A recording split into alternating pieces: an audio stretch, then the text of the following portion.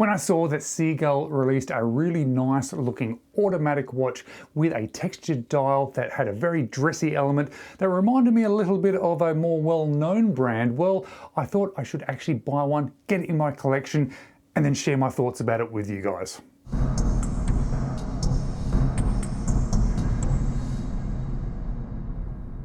Hello, you're watching James. My name's James, you're watching me, and I'm talking about watches, and it really was the textured dial of this watch that grabbed my attention, and it made me think of the other Seagull watch that I've had in my collection recently that came with a textured dial, and that particular model really impressed me. Impressed me with the overall quality of the watch, how thin it was, but also how good quality the textured dial was. Now that one was a bit more of a sports watch. The one I'm going to be sharing with you today is a much more dressy watch, and it does remind me a lot of a Swiss watch brand. Now being Seagull, I don't think they are effectively homaging another brand. Being a dress watch as well, they do tend to overlap a little bit with design, but being a Seagull, this one is actually relatively affordable because not all of them are. Because when you have a look on their Aliexpress store, you'll see that they are priced at $220.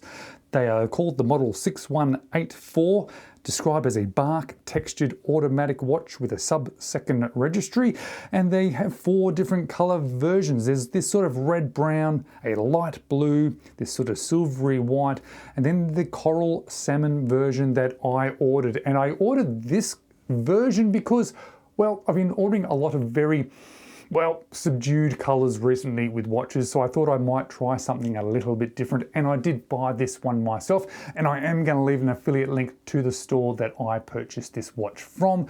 But let's flip the camera and let me just show you this one in a little bit more detail and see whether or not it lived up to my expectations. So this Seagull 6184, well, it's powered by the automatic Seagull ST17 automatic movement. It has 40 meters of water resistance, and it has what they call a synthetic sapphire crystal, but that's not why I bought this one. I did buy it because it is an automatic watch and I do particularly like them, but I just like the style of this one, and with those added effects of having a 3D dial, 3D textured dial, and I always enjoy a sub-second. Although I'm not 100% sure about the dimensions. 40 millimeters is good for my wrist. 10 millimeters thick is absolutely fantastic. The lug to lug just under 47 is nice. The lug width of 20 is about right, but I start to think about, wouldn't this be nice if it was just a touch smaller? Or maybe 40 is the right size. Let me know what you think about that one. But why I actually bought it was for this textured dial, which initially I was a little bit unsure about, but as I've had this one for the last few weeks and been wearing it in the evenings, I actually quite like it.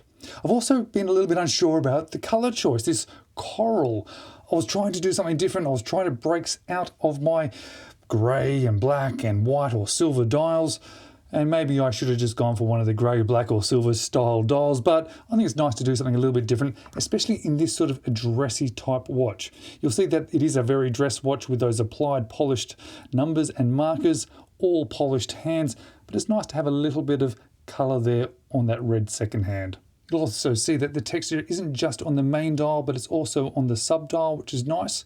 It transitions into a flat piece of sapphire crystal, different sort of polishes and brushes on the side, which is nice because it does have, yes, a very dressy feel to it, but it feels a little bit sporty because of the size, and then they've sort of added to that with the brushing and the polishing too.